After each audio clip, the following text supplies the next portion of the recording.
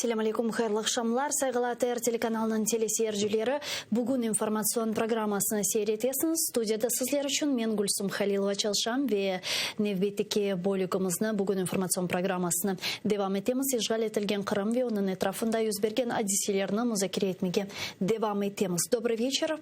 Приветствую, в эфире телеканала АТР. Вы смотрите информационно-аналитическую программу «Бугунь». В студии для вас работаю я, Гульсум Халилова. И следующие часы в этой студии с гостями мы обсудим основные новости и события сегодняшнего дня, которые непосредственно касаются временно оккупированного Крыма. Я напомню, что мы работаем в прямом эфире. На экраны ваших телевизоров режиссеры периодически выводят номер телефона, так что вы можете звонить к нам абсолютно бесплатно по Вайберу +380 67 63 46 130. Можете присоединяться по скайпу. atr.tv – это наш адрес. Звоните к нам в студию, задавайте ваши вопросы. Нам важен ваш голос.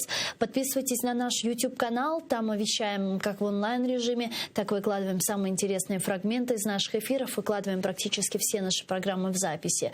И поддержать телеканал АТР вы можете, подписавшись на наш Patreon. Таким образом, вы станете частью большой крымско-татарской семьи АТР, а это поможет нам продолжить работу на информационном фронте. А этот блок я бы хотела начать со следующих информационных сообщений. Прекратить незаконные обыски, похищения и аресты крымских татар, в частности Эльдара Удаманова, Азиза и Асана Ахтемовых, Шевкета Усейнова и первого заместителя главы председателя Меджлиса крымско-татарского народа Наримана Джиляла. Верховная Рада Украины обратилась к национальным правительствам и парламентам других стран, международных организаций с призывом усилить политическое, дипломатическое и санкционное давление на Россию в связи с многочисленными нарушениями прав человека на территории временно оккупированного полуострова. Депутаты призвали международных партнеров усилить сотрудничество в рамках Крымской платформы для освобождения и восстановления прав незаконно задержанных представителей коренного народа Украины. С трибуны выступал и народный депутат Украины, фракция «Европейская солидарность» Ахтем Чийгоз. Давайте послушаем его прямую речь. Нариман Джилял зараз в СІЗО на спецблокі. І знаєте, оця банда Аксьонова під прикриттям Путіна зараз починає нову хвилю боротьби проти кримсько-татарського народу по етнічному признаку. Ми маємо сьогодні ознаки того, що всі кримські татари зараз будуть звинувачуватись як народ, який вони вважають народ-терористом. Тому наш обов'язок зараз такі механізми запровадити, щоб не дати можливості почати цій банді сводити счети з кримськими татарами. Кримська платформа зараз не вийшла з єдиною такою заявою проти дій окупанта в Криму. Так давайте ми будемо робити такі кроки, які будуть винуждати цих наших учасників Кримської платформи приймати більш рішучі дії проти окупанта. Дякую. С нами сейчас на прямой связи народный депутат Украины Ярослав Юрчишин. Пане Ярославе, вітаємо вас. Селям алейкум. Доброго дня, алейкум. Да.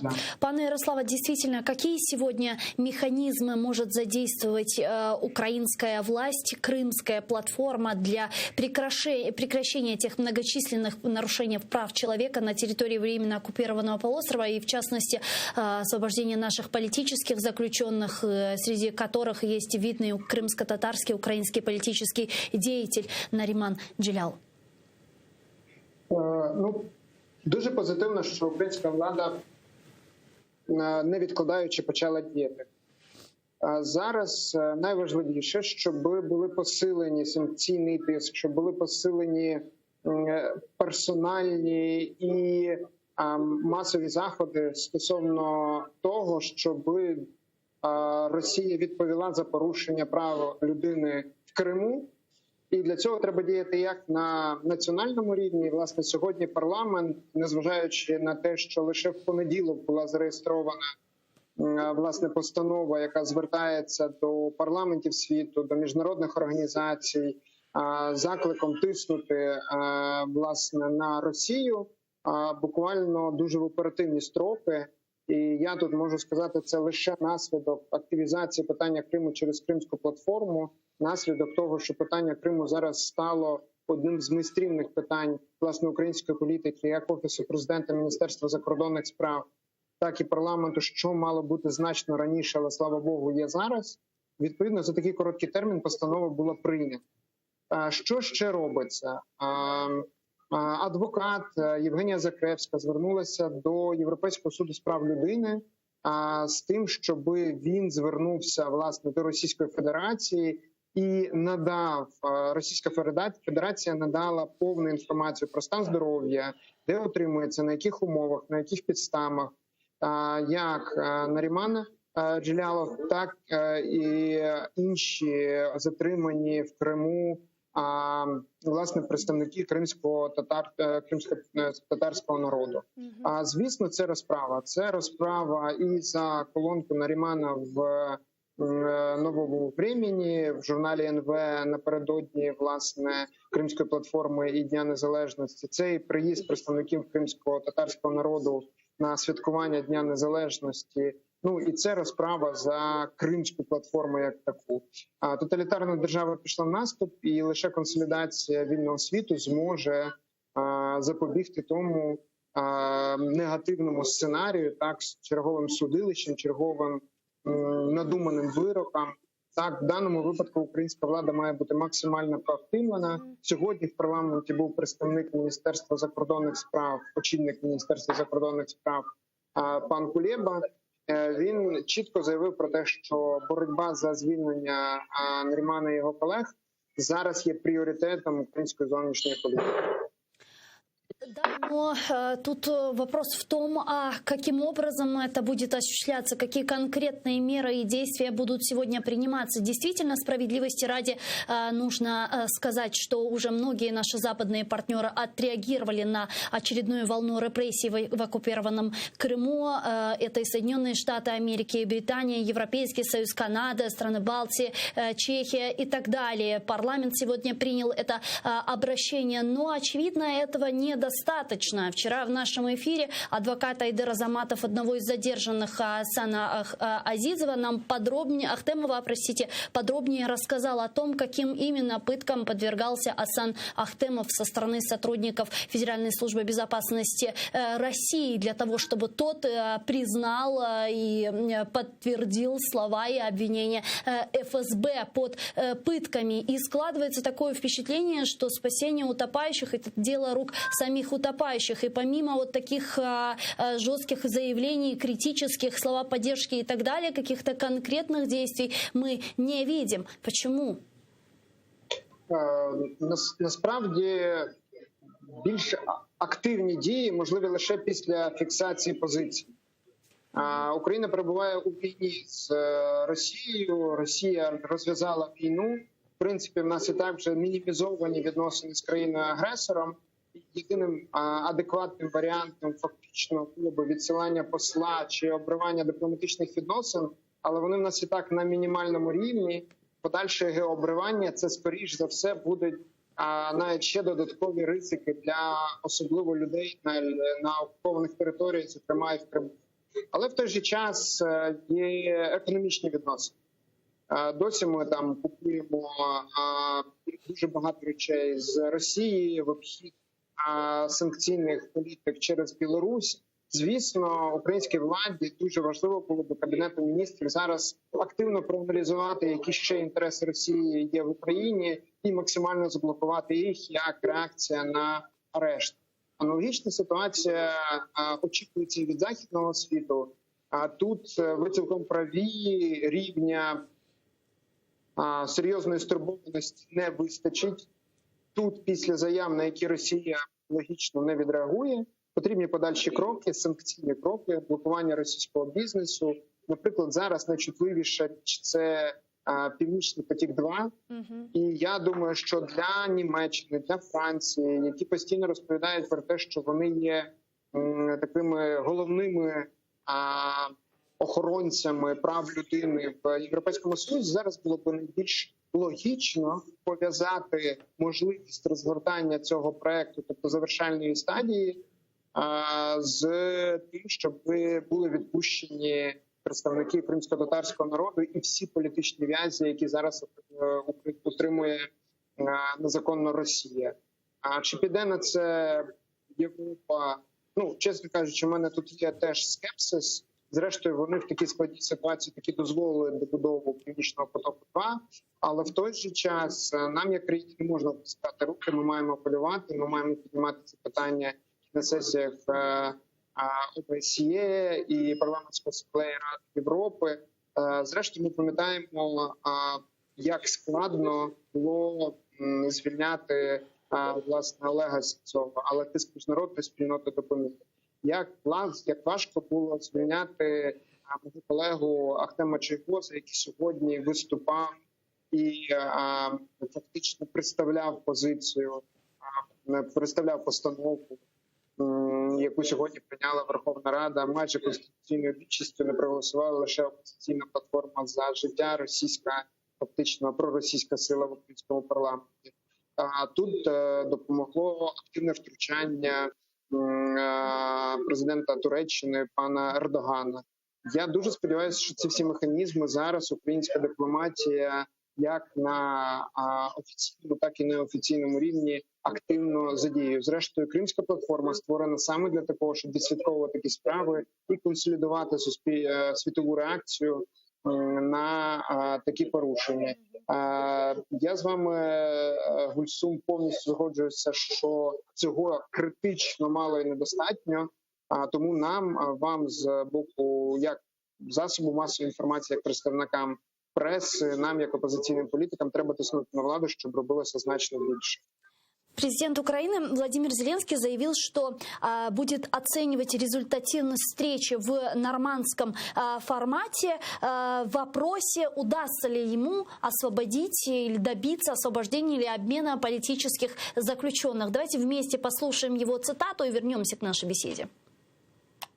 Мені потрібен просто результат. Результат я вимірюю в людях. Ось повинна бути нормандська зустріч. Може буде, залежить від них. Я не вірю у всіх на всіх. Усе, про що ми домовляємося, ніколи 100% не робиться. Росія це не робить. Але тим не менш, якщо буде зустріч, буде якийсь результат. А результат – 100 людей, 50, 2 людини та скільки буде. Как вы думаете, в результатах нормандской встречи можно ли добиться каких-то результатов в вопросе освобождения политических заключенных или обмена политических заключенных? Цілком це все залежить від консолідованої позиції України, Франції і Німеччини. І зараз тиск Росії, арешт пана Нарімана та інших створюють такі можливості. Але я думаю, що у зв'язку з цим Росія буде максимально переносити засідання в нормандському форматі, вичікувати, сподіватися на те, що хвиля інтересу до цього питання спаде, а відтак в Україні послабляться позиції. Якщо би нормандська зустріч відбулася буквально на днях, скоріш за все, це питання стало би центральним, від нього б не змогли відвернутися ніхто, як би не прагнув цього Путін. Але, як вже заявляли і Лавров, і інші представники фактично країни-агресора, йде з їхнього боку максимальне затягування цієї зустрічі. Тому зараз треба працювати над тим, щоб позиція Франції, Німеччини, зрештою і всіх країн, які підтримали Кримську платформу, була максимально чітка і однозначна. Звільнення сейчас по поводу однозначной позиции Франции и Германии. Цілком є серйозні сумніви. Це і прагнення Макрона свого часу повертати Росію в Раду Європи, що в кінцевому варіанті відбулося парламентською асамблеєю Ради Європи. Це і зміна влади в Німеччині, і погодження на фактично завершальному етапі будівництва Північного потоку. Тобто, насправді, на жаль, при загальних постійних апеляціях до прав людини ключові європейські гравці, Німеччина, Франція, використовують підхід такої, знаєте, реал-політики. Головне, щоб їхні громадяни не знали про те, що відбувається в Криму. Головне, щоб їхні громадяни не тиснули на Німеччини і Франції по ситуації з арештами. Тому зараз ми активно працюємо з українською діаспорою в цих країнах для проведення акцій під посольствами, власне, представництвами офіційних органів влади, щоб привертати увагу до ситуації в Криму. Це зараз критично необхідно. Це дуже допомогло в часи Євромайдану, в часи окупації Криму. Тому я дуже сподіваюся, що світова спільнота українців включиться в цей процес і будуть апелювати, скажімо так, в країнах, де вони зараз проживають, до влади, яка очолює ці країни, щоб вони активно включалися у звільнення Нарімана та інших політичних заручників. Ну, если мы говорим о нормандском формате, может, тогда пришло время что-то менять и делать какой-то ход конем? Ведь нормандский формат в последнее время, как мы видим, довольно неэффективен, как, впрочем, и Минские соглашения. Может, действительно уже стоит говорить о создании какого-то другого формата с участием Соединенных Штатов Америки и Великобритании, которые гарантировали нам нашу территориальную целостность? По цьому напрямку, як інформував керівник Офісу президента пан Єрмак, ми готові рухатися планом Б. Ви цілком праві, зараз важливо включати цей план. Єдиний ризик на цьому шляху те, що ключовим для укладання умов домовленостей, головне для звільнення заручників, є рішення Росії, як би це не було. Вона зараз блокує навіть засідання в нормандському форматі, який більш комфортний для неї. Шанси, що Путін погодиться на розширення формату, на ведення критичних до Росії, Британії, Сполучених Штатів, можливі лише за однією умовою. Коли світ пригрозить серйозними наслідками, наприклад, відключенням Росії від СВІФТа, блокуванням добудови Північного потоку, тобто те, на що поки що західний світ, який постійно апелює до пріоритету захисту прав людини, але коли справа доходить до арештів в Криму, до арештів кримських татар, до арештів українців як на окупованому Криму, так і на окупованих інших територіях, на жаль, економічні інтереси дуже часто переважають тиску подальшого не задійснюється. А как вы думаете, что может заставить западный мир пойти на такие радикальные действия? Что может стать триггером? Войска России в Германии? Ви знаєте, ви недалекі від правди. Напевно, не в Германії, але осінні навчання в Білорусі прямо на кордоні з Балтикою і ймовірні провокації на цьому кордоні справді зможуть змінити ситуацію критично. Але дуже би не хотілося. Дуже би не хотілося, щоб Європа нарешті помітила власне трагедію кримсько-татарського народу знову в результаті чергових жертв. Так? Це не можна допустити. І я дуже сподіваюся, що політичні, дипломатичні заходи, які зараз вживає Україна, які мають адекватно посилитися у зв'язку з ситуацією, яка склалася, вони все-таки дозволять Європі відкрити очі, Заходу відкрити очі і реагувати адекватно. Вместе с этим, вы знаете, скоро будут выборы в Государственную Думу России, и мы видим, как на востоке Украины Россия массово раздает свои паспорта гражданам Украины. Об этом недавно сообщила Служба безопасности Украины. Как вы считаете, чем это сегодня нам грозит? Вот эта раздача паспортов российских на нашей территории, на востоке, говорит ли о том, что Россия готовит инкорпорацию Донбасса или нет? Насправді це не показує напряму те, що Росія готує інкорпорацію.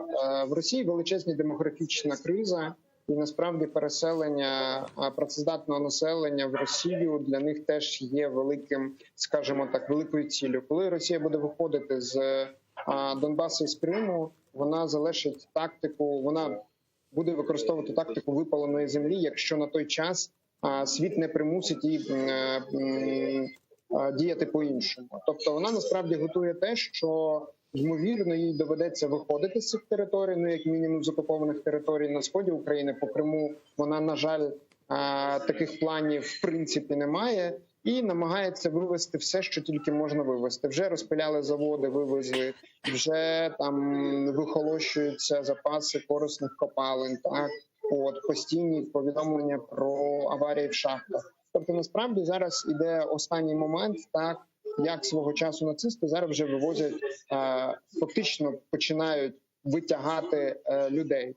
Звісно, Україна максимально має цьому протидіяти, зокрема, розглянути закон про подвійне громадянство, розглянути закон про перехідне правосуддя, гарантувати тим людям, яким насильно примусили взяти російські паспорти, те, що ці паспорти одразу після деокупації будуть визнані нікчемними. І люди, які не вчинили злочинів, люди, які були жертвами окупації, а не пособниками окупації, вони отримують відновлення всіх прав, як майнових, так і цивільних. Тому в даному випадку навряд чи це показує про пробу інкорпорації. В Росії не настільки хороша економічна ситуація. Зрештою, навіть те, як вона спочатку намагалася підкупити кримчан, а потім фактично звела до мінімуму економічну активність на півострові, перетворюючи його з відпочинкової та рекреаційної зони на фактично таку військово-мілітарну структуру, показує про те, що немає ресурсу Росії для того, щоб мати можливість залучити до своїх в свій склад, власне, окуповані території і ці невизнані республіки. Дякую вам дуже, пане Ярославе. Чохсагу, что наше время и подключились к нам в эфир. Ярослав Юрчишин, народный депутат України, був з нами на прямому зв'язку. Глава Министерства иностранных дел Украины Дмитрий Кулеба прокомментировал последние репрессии на территории Крыма. Такие эмоциональные действия России подтверждают моральное поражение Москвы, сказал он. Также, по его словам, сегодня Россия системно нарушает права человека в Крыму. Российские силовики проводят незаконные обыски, задерживают членов крымско-татарского народа и активистов. Давайте послушаем его цитату. Такі емоційні дії Росії підтверджують моральну поразку Москви, а кількість учасників Кримської платформи – поразку її дипломатії. Уперше у нас є реальний механізм, який веде до деокупації півострова. Учасники платформи ухвалили декларацію, в якій зафіксували не лише тверду позицію щодо невизнання спроби анексії Криму, але готовність разом з Україною займатися його деокупацією, у тому числі шляхом посилення санкційного тиску на Росію. Постоянный представитель Украины при Организации Объединенных Наций Сергей Кислица призвал государства, которые не смогли принять участие в инаугурационном саммите Крымской платформы в Киеве 23 августа, присоединиться к декларации, подписанной по итогам саммита. Вот его цитата. Я хотів би закликати усі держави-члени ООН, які не змогли взяти участь в інавгураційному саміті, розглянути питання про приєднання до декларації, яка залишається відкритою. Кримська платформа – це новий міжнародний формат консультації і координації, спрямований на підвищення ефективності міжнародного реагування на тимчасову окупацію півострова України, а також на деокупацію Криму і мирне повернення контролю України. Также Генеральная ассамблея Организации Объединенных Наций одобрила решение о сохранении пункта «Ситуация на временно оккупированных территориях Украины» и включение его в проект повестки на 76-й сессии Генеральной ассамблеи ООН. Об этом сообщила первый заместитель министра иностранных дел Украины Эмине Джепар. При сохранении этого вопроса в повестке дня сессии проголосовали 71 страна-участник ООН, против 12, воздержались 45. Цитирую. «Благодарны всем странам, которые поддержали Украину и международный правопорядок во время голосования. Ситуация на временно оккупированных территориях Украины остается в поле зрения Генеральной ассамблеи ООН. Действия России, которая подрывают авторитет Генассамблеи, заслуживают только на общее осуждение. Конец цитаты первого заместителя министра иностранных дел Украины имени Джепара. Как мне подсказывают наши редакторы, сейчас с нами на прямой связи народный депутат Украины 4, 5, 6 созывов, президент Фонду України європейських ініціатив Андрій Шкіль. Пане Андрію, вітаємо вас. Селям алейкум. Виталий сам. Пане Андрею, знают ли в Европе о том, что произошло на этой неделе на территории временно оккупированного полуострова? В повестке ли дня европейских СМИ очередная волна репрессий в Криму? Ну, звичайно, про це знають і міністерство, про це знають відповідні структури і органи, які відслідковують ситуацію в Україні і, зокрема, в Криму.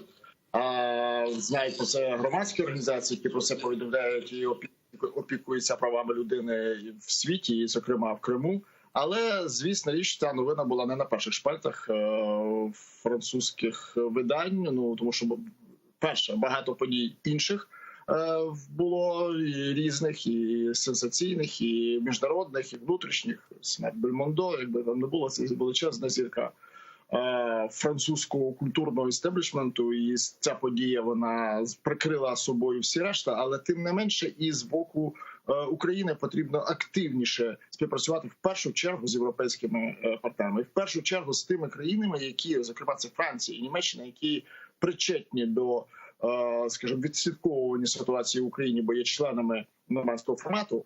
І з другого боку вони є такими, ну, стовпами європейської демократії, щонайменше євросоюзної демократії, і їхня точка зору, їхня активність ЗМІ, активність їхніх ЗМІ, вона луною відбивається і активністю врешті європейських засобів масової інформації. Тому тут треба прицільніше працювати і активніше інформувати, сенсаціювати ці події. Я вважаю, що з цього приводу зовсім би непоганою була б окрема прес-конференція або окрема заява Зеленського, яка би була почута. Треба було просто її готувати в такий спосіб, щоб вона була почута, таким голосно почута і в Європі, і в Франції, зокрема. Тут треба привертати увагу, бо в Росії складається відчуття, тобто в Кремлі складається відчуття, що Україні Кримською платформою вдалося змінити, скажімо, уявлення, яке будував Кремль для своїх західних партнерів і для внутрішньоросійського споживача, що Україна вже махнула рукою на Крим. Там вже ні на що не сподівається. Навіть та частина інтелігентна, освічена українців, які боліють, переживають за розрив стосунків з Росією, які вважають цю війну тяжкою і братовбивчою, вони переживають тільки за Донбас. Донбас, їх болить серце. За Крим ніхто, на думку і за інформацію російських ЗМІ, для внутрішнього користування і для зовнішнього світу, цей наратив розповсюджується, ця формула малюється. Україна, так, ми можемо домовлятися, дещо там говорити про Донбас, але Крим все це. Навіть Україна з цим погодилась. А тут Кримська платформа. Звісно, це зруйнувало уявлення, зруйнувало взагалі-то позицію особисто Путіна, який сам в це вірив і якого змусили вийти з тої комфортної зони спокою і самовпевненості, що десь приблизно так швидше всього і буде. І тому були репресії. І тому зразу відбулися ці репресії щодо мешканців Криму, щодо кримських татар, щодо корінного населення Криму. І так це не прозвучало в світі. Якби це прозвучало, вдалося Україні таким чином це озвучити. І це ще не пізно, це ще можна робити. Але тут має діяти держава Україна. Тут мають діяти ці зовнішні представники України, тобто посольства, мають діяти культурні центри, будь-що, все, що є за межами України і може впливати на країни свого перебування або свого відрядження, має працювати. І це дуже важливо для того, щоб не дати затишити проблему. Більше того, заява, яка привернула увагу ЗМІ, заява президента Зеленського щодо можливості Росії розв'язання бойових дій, власне, звідки береться ця інформація на столі президента Зеленського? Ну, скажімо так, з різних джерел. Бо в Кремлі розглядається це питання. Це інформація або свідомо, або несвідомо витікає назовні, що удар по Україні є тим вирішальним моментом, який дасть можливість продемонструвати силу російської зброї, бо скільки сказано про неймовірні успіхи в розвитку інституту будування, відродження сили совєтської зброї, але вона не була проявлена. Але це для зовнішнього, внутрішнього споживача. Але насправді потрібно Кремлю змістити акценти. Тобто війна буде там. Забудьте про Крим, і ми зупинимо цю війну, яка буде розвиватися на Сході. Бо ви вірите, що це буде фронтальна атака з-під бій барабанів з триколорами, ніхто ж, звісно, атакувати не буде. Це будуть ці два корпуси, які там об'єдналися зараз, чи об'єднуються. Вони будуть вирівнювати лінію кордону, десь приблизно так можуть відбуватися події. Але всі ці події будуть відбуватися властиво для того, щоб знов повернути наратив. Проблема на Донбасі, проблема на Сході, а жодної проблеми в Криму немає. Я, до речі, думаю, що історія про захоплення водогонів, тобто чи боротьба за кримську воду, вона вже стає менш актуальною в Росії, тому що Росія зараз буде намагатися не привертати увагу до проблем Криму господарських, а тільки до терористичних. Будуть ловити терористів, підривників, забоювачів спокою, яких засилає український ГУР, чи хто там, чи якісь інші спецслужби, СБУ, щось таке, спираючись на плечі західних кураторів. Це буде такий наратив російських Криму. А проблема, біда на Сходе. Да, а сегодня европейские страны разделяют ли опасения Украины и стран Восточной Европы относительно тех провокаций, которые может осуществлять Россия на фоне учений Запад-2021 и, собственно, вот тех заявлений Зеленского о вероятности полноценной войны с Россией? Так, розділяється. Недаремно візит президента Франції буде відбуватися до України в цьому році.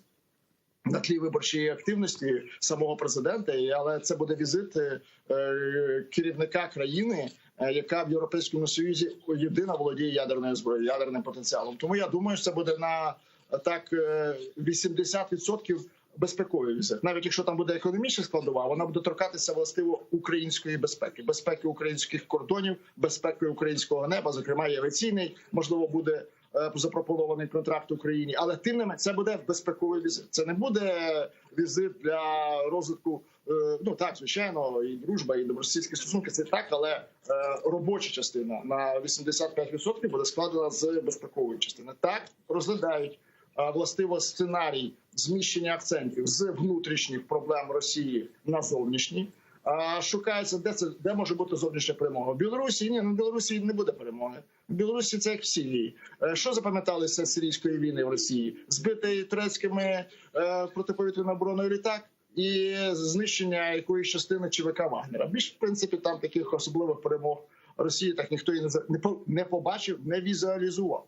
А візуальної перемоги не буде і Білорусі. Що таке Білорусі? Союзна держава, вже 100 років вона союзна і союзнішою з того приводу, що там зробили спільним роумінг, тобто відкинули роумінг між Росією і Білорусі. І між Францією і Німеччиною роумінгу нема. Це що? Це означає, що це єдина держава? Ні.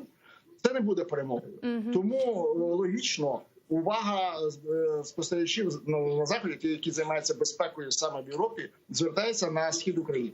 Ни для кого, наверное, не секрет, что на фоне последних событий доверие Украины, украинского общества к западным партнерам в лице Германии и Франции немного пошатнулось, в особенности из-за ситуации с Северным потоком-2, из-за попыток Эммануэля Макрона и Ангелы Меркель, канцлера Германии, организовать вот такие переговоры с ЕС, с Россией, непосредственно с Владимиром Путиным. И вот многие политические аналитики высказывают опасения, что во время визита Эммануэля Макрона в Украину президент Французской Республики будет как раз настаивать на имплементации формулы Штайнмайера в украинское законодательство, особенности на фоне его хороших отношений с Владимиром Путина, можно сказать, даже дружеских. У вас таких опасений нет?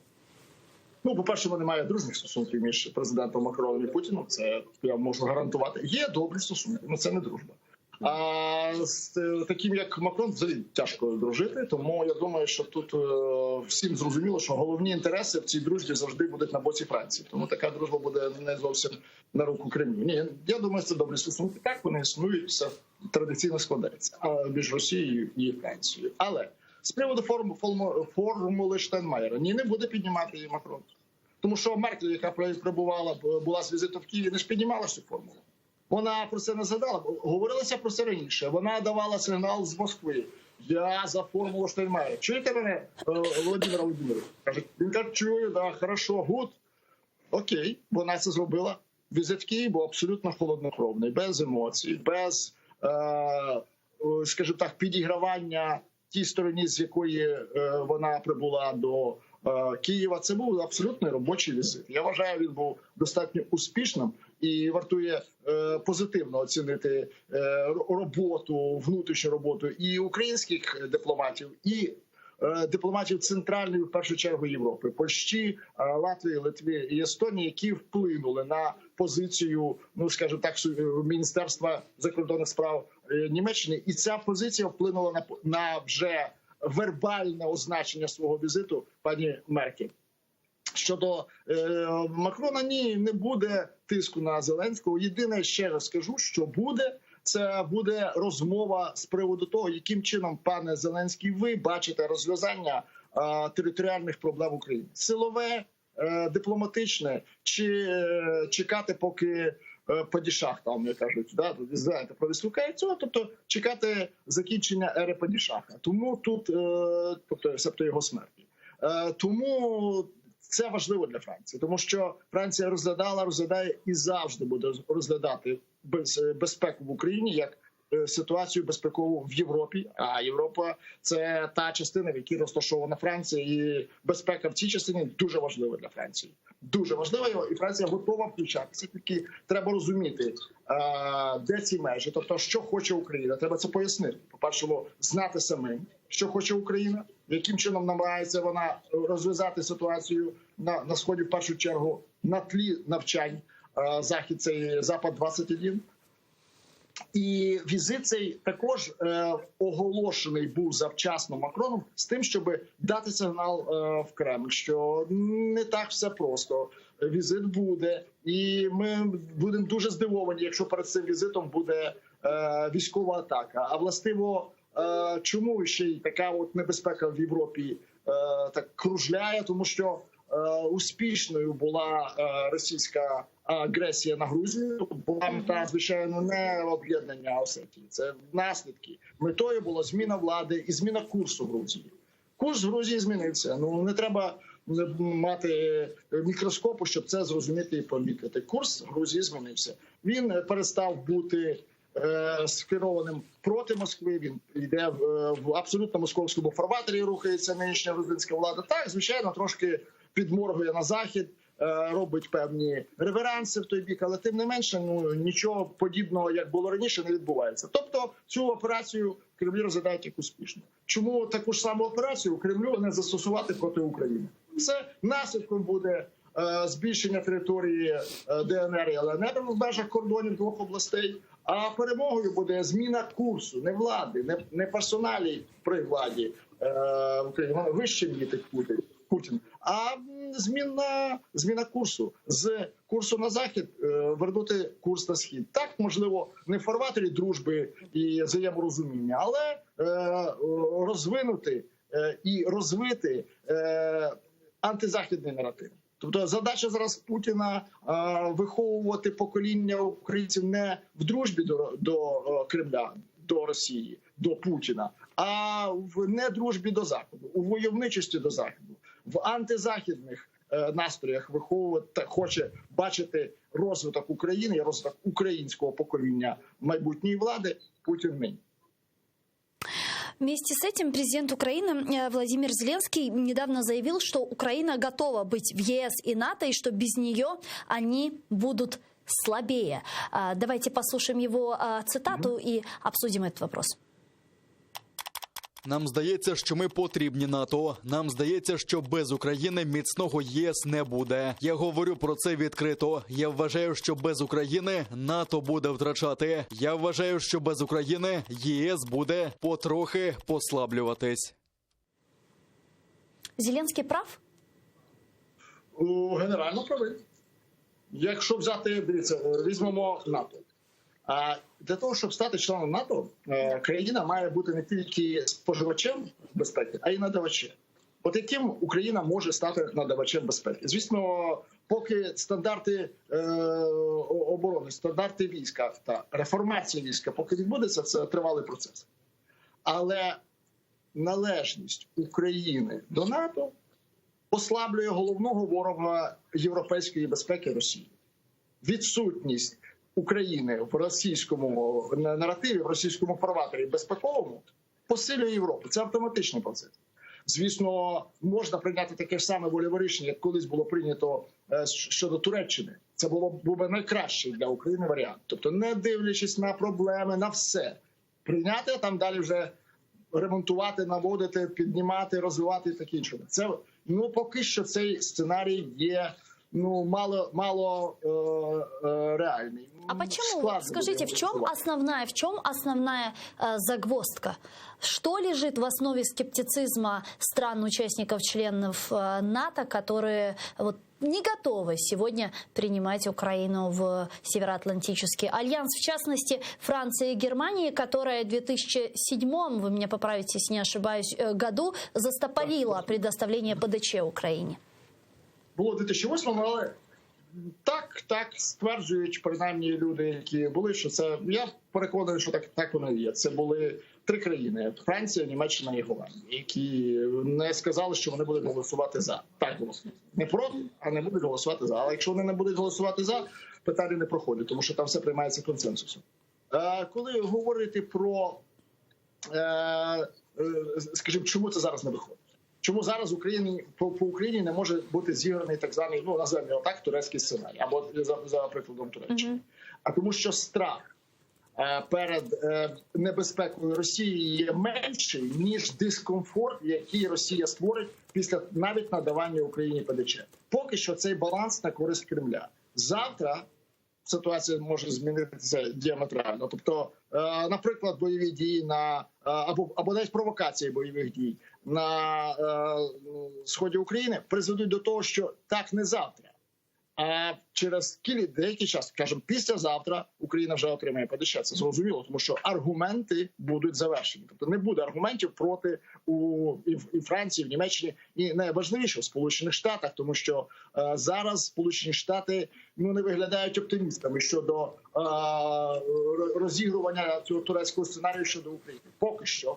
Завтра знов-таки ситуація може змінитися, тому що нічого не стоїть на місці, розслідування йдуть, працюють незалежні засоби масової інформації, працюють розвідтовариства Сполучених Штатів. Все це працює і лиє воду на один млин, на млин правди. І ця правда, вона буде завжди не на користь Кремля. І майже завжди буде на користь України. Просто всі ми очікуємо, що ця користь буде миттєва. Так от, як це відбувається буквально в касті? Так не буде. Завжди будь-яке рішення, яке буде приймати Захід, українцям не буде давати такого, знаєте, відчуття щастя. Ой, сталося, як перемога в футболі. Це дуже тривалий процес. Але він почався. От я можу вам гарантувати, що він почався. Я бачу просто, як реагують французькі засоби масової інформації на, скажімо, безпеку, пов'язану чи небезпеку з Росією і, в дужках, звичайно, Україною.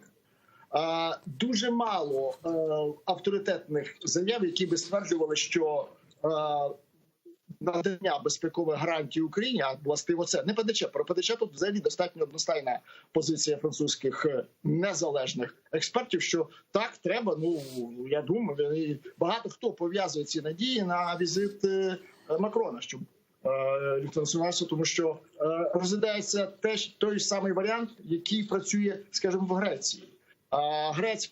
Грецька авіація базується на 75% на французьких рафалях, тобто на Dassault Aviation. Здавалось би, неважлива така достатньо, бо Греція морська держава велика, достатньо потужна армія. Там була ера взагалі, коли при владі армійські офіцери були у Греції, то й такі чорні полковники, темна сторінка історії Греції. Але тим не менше армія там є авторитетом. Трошки не такою з великою значною частиною є авіація, щоб через неї був такий дружній безпековий курс Франції і Греції. Пам'ятаєте, коли позичка була Греції, хто був найбільшим і найактивнішим захищальником інтересів Греції? Франція. Тому що так працює французька дипломатія. Вона завжди спирається на інтерес і на безпеку. Дякую вам дуже, пане Андрію. Чухсагулно, що знайшли время і підключились к нам в ефір. Андрій Шкілі був з нами на прямому зв'язку. Народний депутат України 4, 5, 6 скликань. Президент України Владимир Зеленский допускает вероятность полноценной войны с Россией. Вот его цитата.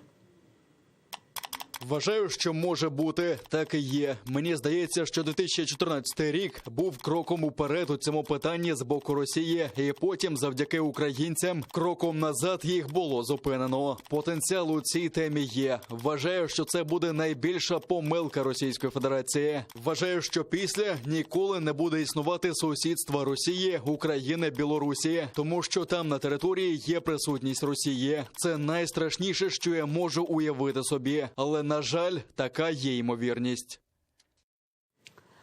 Главнокомандующий Вооруженных сил Украины Валерий Залужный заявляет о наличии у России намерений провести широкомасштабную агрессию против Украины. Об этом он заявил сегодня на брифинге. По его словам, о планах агрессора свидетельствует размещение России дополнительных сил около украинской границы и на территории Беларуси для учений «Запад-2021».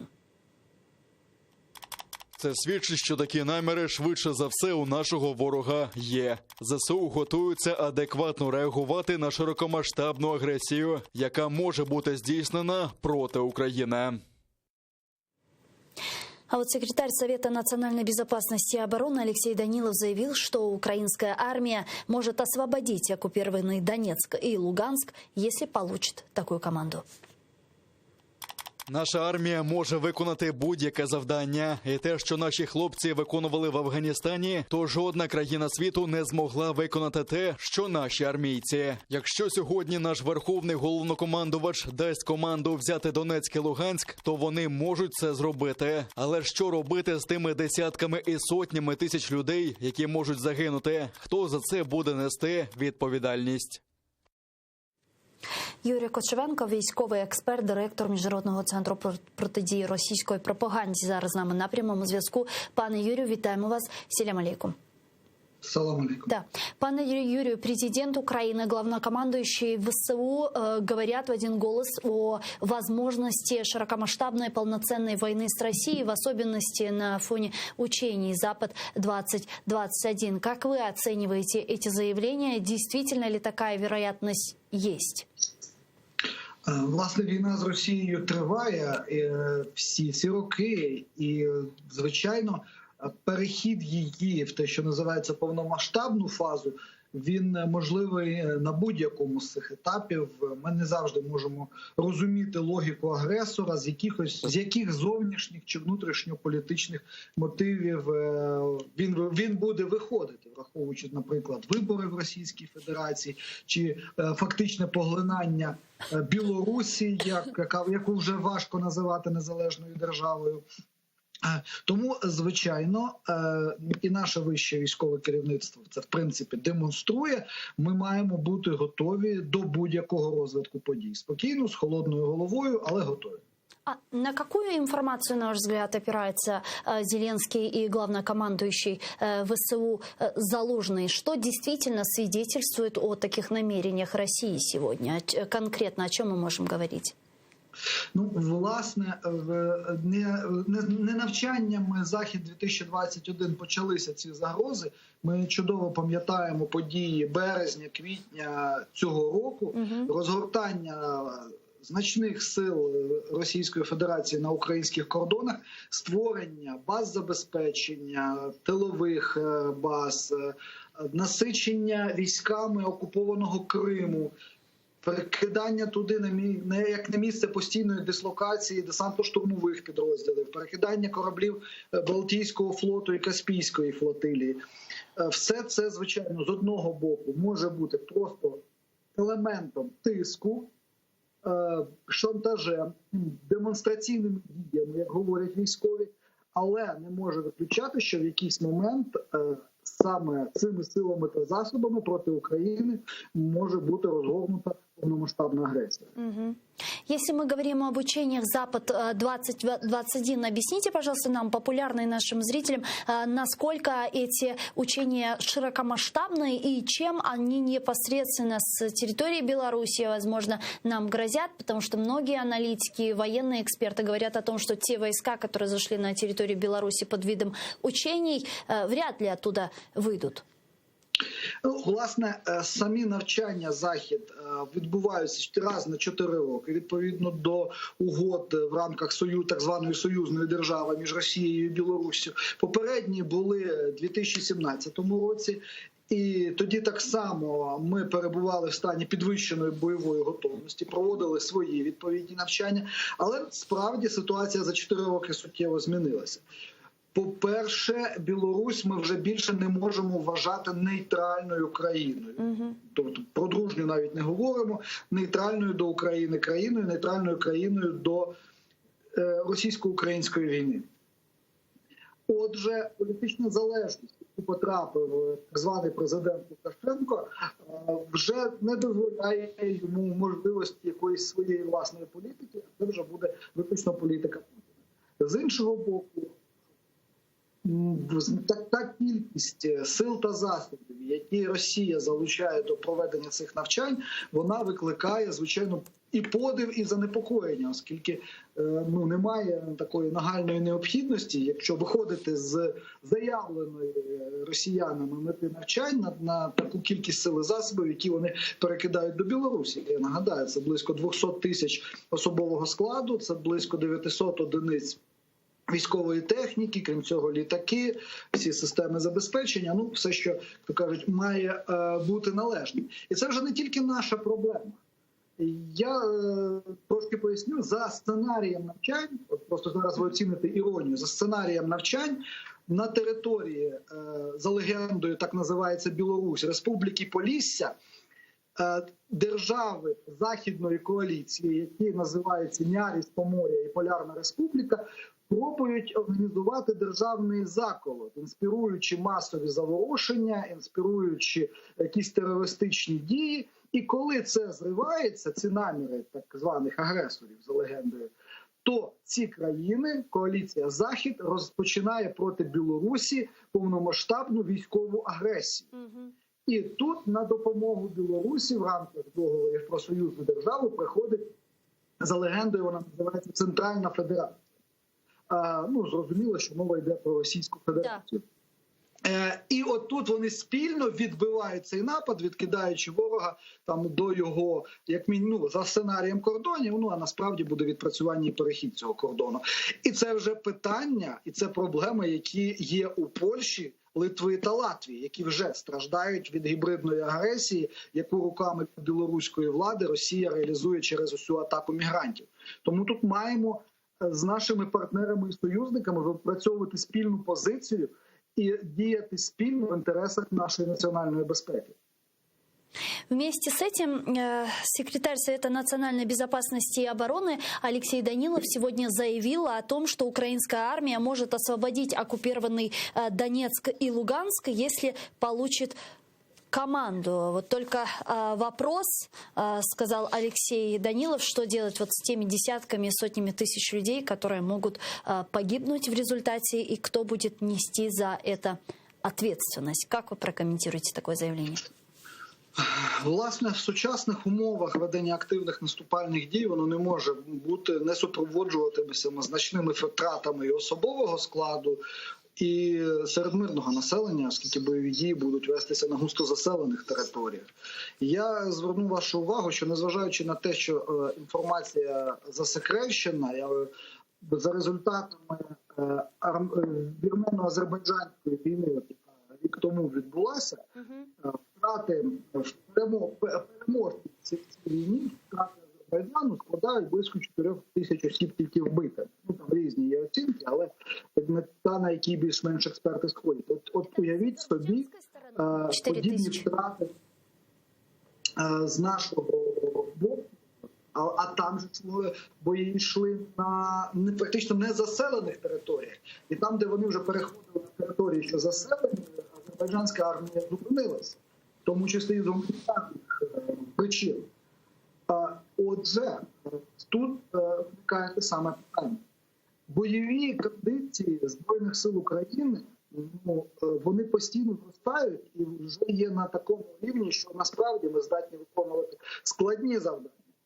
Я сам брав участь як резервіст в військових навчаннях буквально місяць тому, і в тому числі дуже активна увага приділялася бою в місті, зачистки будівель за британськими методиками, працювали з британськими інструкторами. Тобто елемент наступальних дій відпрацьовується на кожних навчаннях. В тому числі він зараз буде відпрацьований і на навчаннях «Об'єднані зусилля 2021». Але все решта застосування наших Збройних сил і використання їхнього потенціалу – це питання вже політичного рішення і політичної відповідальності.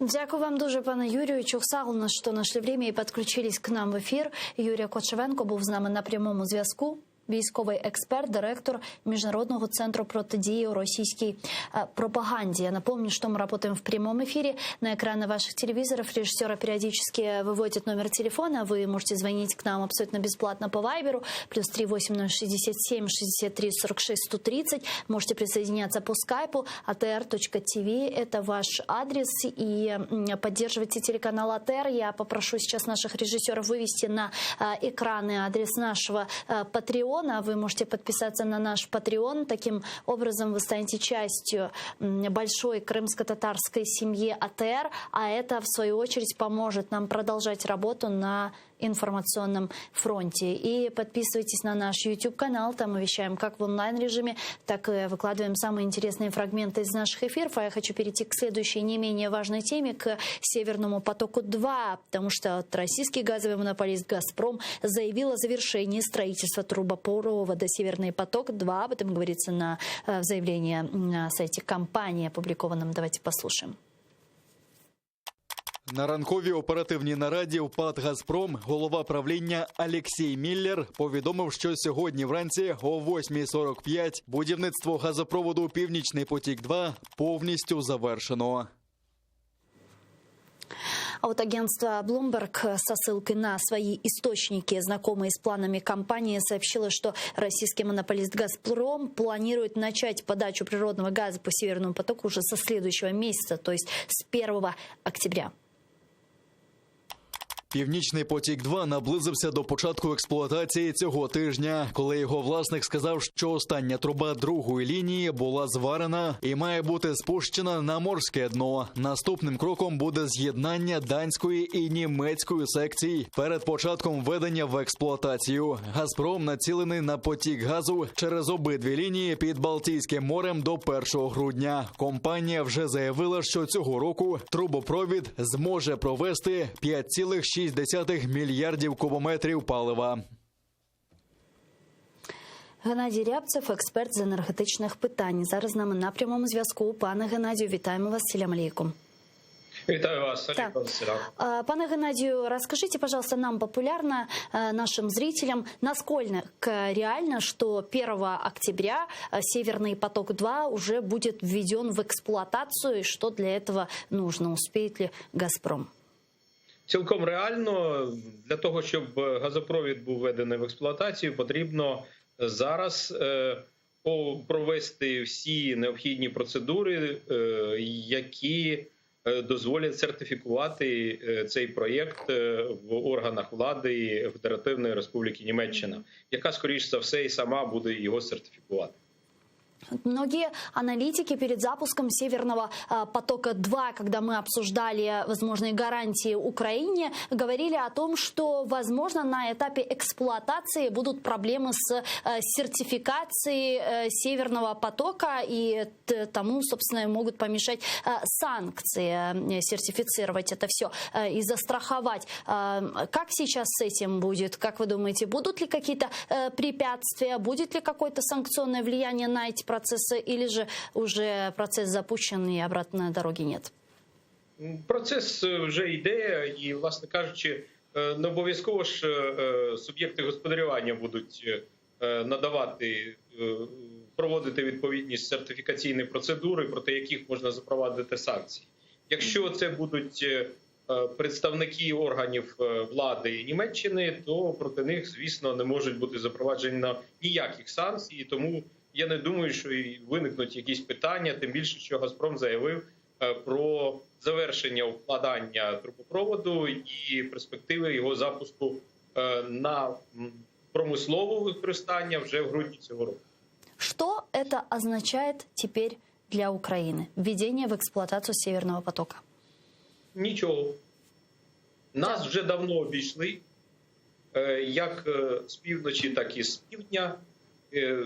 І альтернативою українському маршруту є не Північний потік-2, який є альтернативою для польського маршруту, а ті трубопроводи, якими нас обійшли через Туреччину. Тобто це Блакитний і Турецький потоки, і далі Балканський потік. Крім того, частину російського транзиту забрав у України трубопровід ТАП-ТАНАП, яким азербайджанський газ прямує до Європи.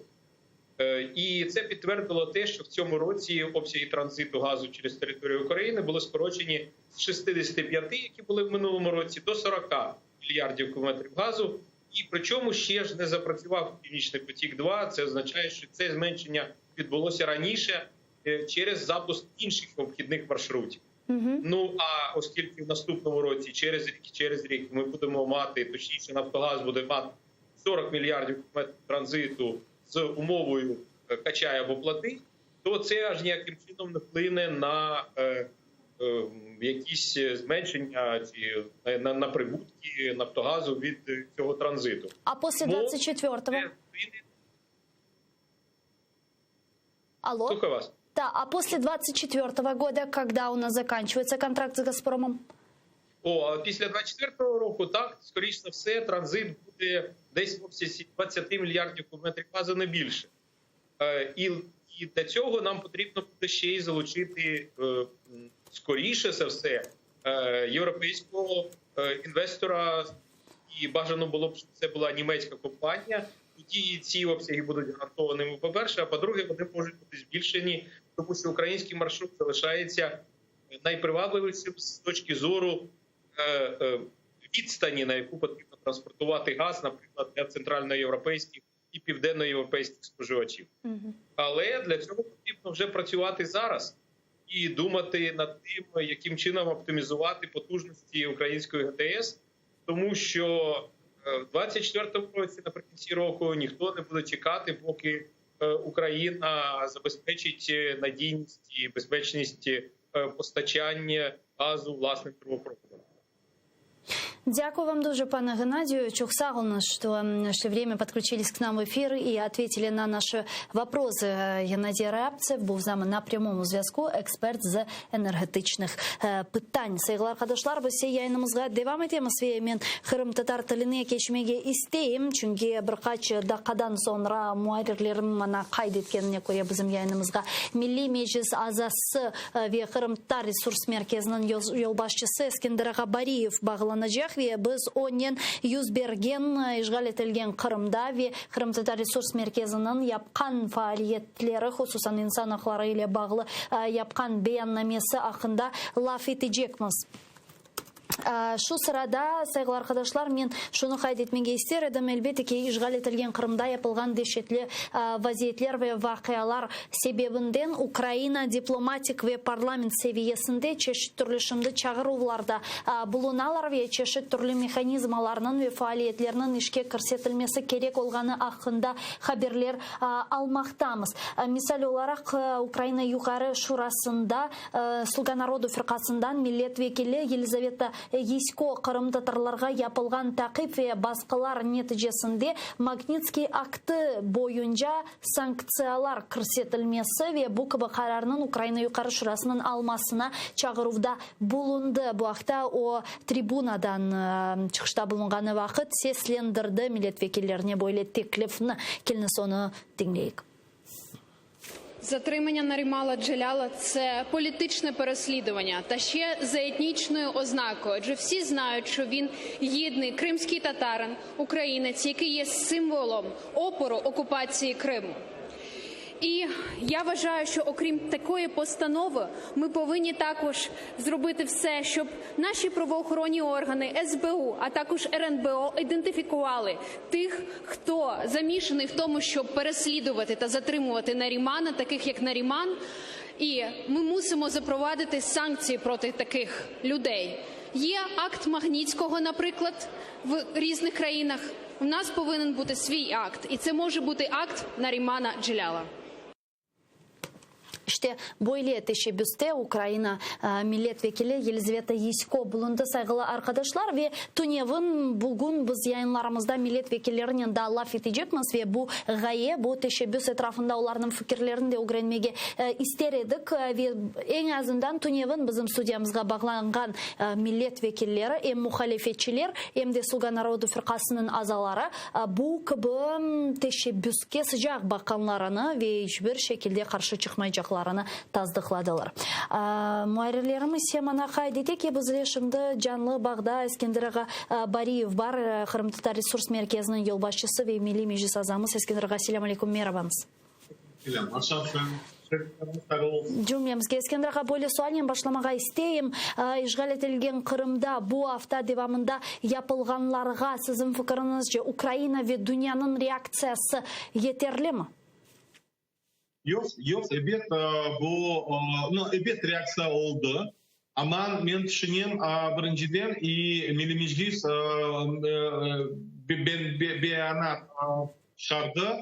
Bu beyanatta elbet bir konsultasiya yapmak gerek. Bu Kırımskaya platforma azalarının bir konsultasiya yapmak gerek.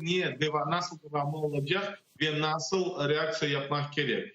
Ve Kırım Tatar Resurs Merkezi adından biz de beyanat yaptık ve gösterdik. Evet, devamı yapmak gerek. Çünkü bizim semiydaşlarımızın akında tuturlar yaptılar. Bu hapishaneye oturttular. Onlar kene devam ederler. Evet, bu Kırımskaya platformaga onlar biraz как вот выражают месть и onun için ne kadar reaksiya olsa o kadar faydalı olur. Onun için bizlerge hazırlamak gerek, bu cedvelini de hazırlamak gerek, kim oleşi yapa ve bu cedvellerin hakkında bu akt Magnitskого degende bir personal sanksiyaların olmak gerek. Çünkü böyle Eskender ağa, Tunev'in siz özünüzün Facebook, bağışlarınız sözünüzünü böldüm. Facebook sayfasında işgal etilgen Kırım'da insan haklarını bozgan 50 kişi hakkında böyle malumat toplağınızını ve bu faaliyetine Kırım Tatar Resurs Merkezi'nin yapkanını açıkladınız. Çünkü mında sizin yazganınızga göre Avrupa Birliği, Amerika Birleşken Devletleri, İngiltere ve Kanada'nın işte Ukrayna suverenitetini ve territorial bütünlüğünü bozgan бозганын алакалы болгон инсандарга каршы санкциялар бар, ама инсан акларыны бозган инсандарга каршы али да санкциялар жоктур. Ve işte siz bu insanlarına böyle öğrenip çıkıp birinci 50 kişini cedvelge algansınız. Bu yapılgan iş ne kadar müddet içerisinde yapıldı? Yani bularını kıdırmak, tapmak, takdim etmek ne kadar zor? Nasıl yaptınız bunu ve növbetteki hareketleriniz али da böyle cedvellerini tizmege devam edeceksiniz mi? Ne kadar bu da faaliyetler olacak? Evet, bu kıyın iş. Başından biz başladık çalışmaya. Bu 6 memleket, onlarda böyle kanunlar var. Magnitskiy yakın kanunları var. Biz başından başladık onların çalışmaya, onların kanunlarını öğretmeye, nasıl mülkün göstermeye ve nasıl mülkün onlara vermek için. Bu birinciden. Biz 2018 yıldan başlayıp bu meselede uğraşamız. Ikinciden biz çalışamız başka memleketlerden halkara tügerek masalar yapamız, bu milletvekillerinin konuşup yapamız ve böyle filmler, informasyonlar yapamız ve gösteremez çünkü Ak Magnitskого hakkında çokça da öğretmek için ve mesela bu Mezents'le beraber bu Magnitskого hakkında bir tügerek masa yaptık Parlament Asambleyası'nın Avrupa'nın Birliği'nin. Sonra yakın zamanlarda Allah'a şükür bu Avrupa'nın Birliği'nde böyle global kararı oldu bu Magnitskiy hakkında. Onun için biz topladık işlerini, cinayet işlerini, bu cinayet işlerinden identifikasyon yaptık, sonra verifikasyon, bu baktık nereden var, klasifikasyon yaptık, bu klasifikasyon bu nedir? Bu kimler ve nasıl kategoriyalar böyle insan hakları bozulalar Kırım'da. Onun için biz yaptık 9 bu kategoriyalar ve şimdi bizde cedvel 166 kişi, 50 kişinin biz bitirdik işi çünkü biz tek cedvel değil. Cedvelge biz bu arizalar koyamız, gösteremez çünkü bu как доказательная база. И вот данный список из 50 человек, он подан, собственно, сам список еще на 400 страницах, выдержки из уголовных дел, из других материалов по этим людям. Ну и кроме того, каждый, это работники ФСБ, это работники ФСИН, это работники миграционных служб, это адвокаты по назначению. И таким образом у нас запланированы дальнейшие встречи передачи данных документов вот буквально в конце сентября ряду стран, у которых есть закон аналог Магнитского. И таким образом мы ждем конкретных действий и, конечно же, работаем над верификацией остальных лиц, 115. А какие санкции согласно акту Магнитского могут быть применимы к этим лицам? Ну, скажем так, санкции, которые могут быть применены к этим лицам, это, если возьмем, допустим, санкции балтийских стран. Им будет внесен запрет на въезд на территорию стран Балтии. Да, с одной стороны могут сказать, они могут и не поехать в Литву, в Латвию начихать. А на самом деле здесь есть другие более четкие процессы, когда они и страны Балтии, они являются странами Европейского Союза.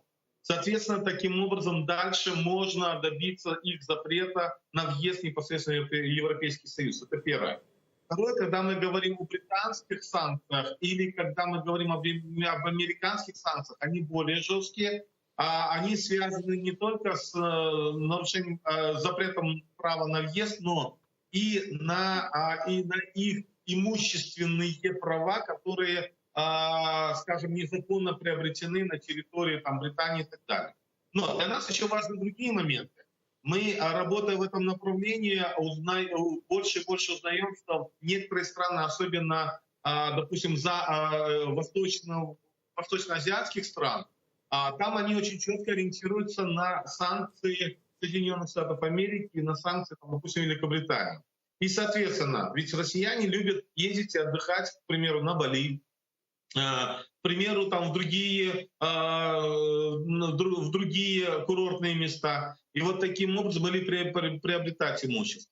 Поэтому здесь очень важно, с одной стороны, моральная сторона, с другой стороны, это запрет на въезд, и с третьей стороны, конечно, на закрытие их счетов, потому что все равно среди этих чиновников кто-то все равно куда-то выезжает. И это может дать, мы добиваемся эффекта домино. И поэтому мы параллельно, вот сейчас на стадии Австралия, Голландия, Италия, которые готовы заниматься этим вопросом, и Япония.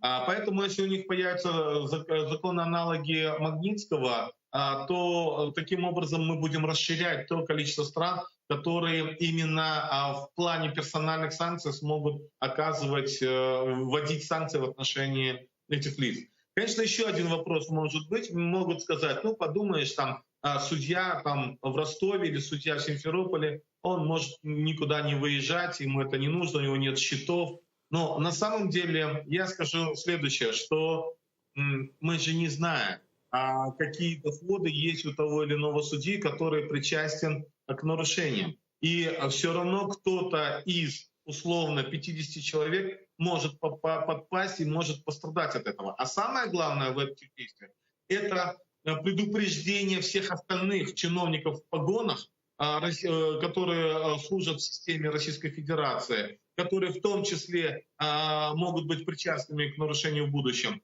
Это предупредительные действия о том, что рано или поздно вы будете в списках, и поэтому прежде чем что-то предпринимать и нарушать права наших граждан, вы подумайте.